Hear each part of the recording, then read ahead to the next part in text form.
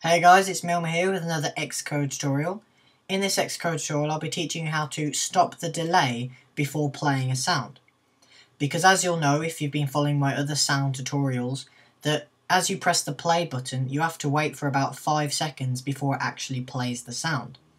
But then after that it's perfectly fine to keep playing the sound. But you have to initially wait at least 5 seconds or something.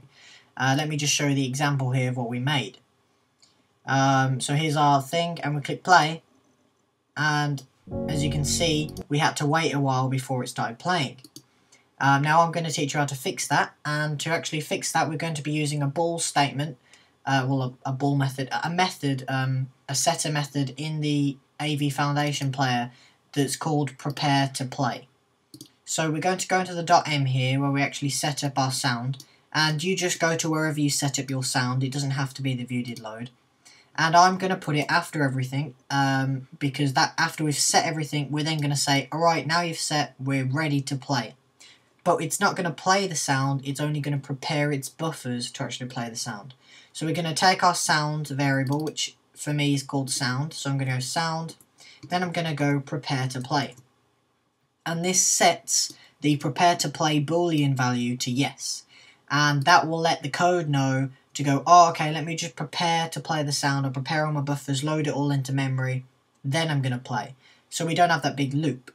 However, we need to actually implement this now into our play sound method. So if we go up to here where we actually play our sound, we need to enter this a giant if statement around this method. And we need to check if this sound is ready to play. Because if it is not ready to play, then we won't play the sound. So to do that, we're just going to put a giant if statement here. It's going to be if, then sound, prepareToPlay, like that. And then we put everything inside the if statement. So just put that there, and put the bracket down here. And I'm just going to tab everything in to make it look a bit nicer and more structured, like so.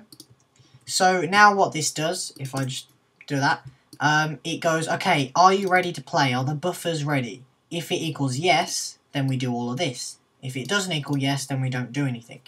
So now, if we stop and build and run again, yep, okay, you will see that it plays pretty much instantly. So if I pause, stop, and then run again, you'll see how it's a lot smoother. So I'll just play again. You see, it literally, play went straight to pause then. So you can see how that just makes it a lot better. We can still reset, play, and it just goes straight away. So there you go guys, that's how you stop the pause when you're about to play a sound. So again, thanks for watching this tutorial. Don't forget to comment, rate and subscribe. If you have any questions, don't forget to ask them. And don't forget to follow me on Twitter at FailcakeApps, where I'll be posting all stuff about coding and the videos on YouTube and stuff like that.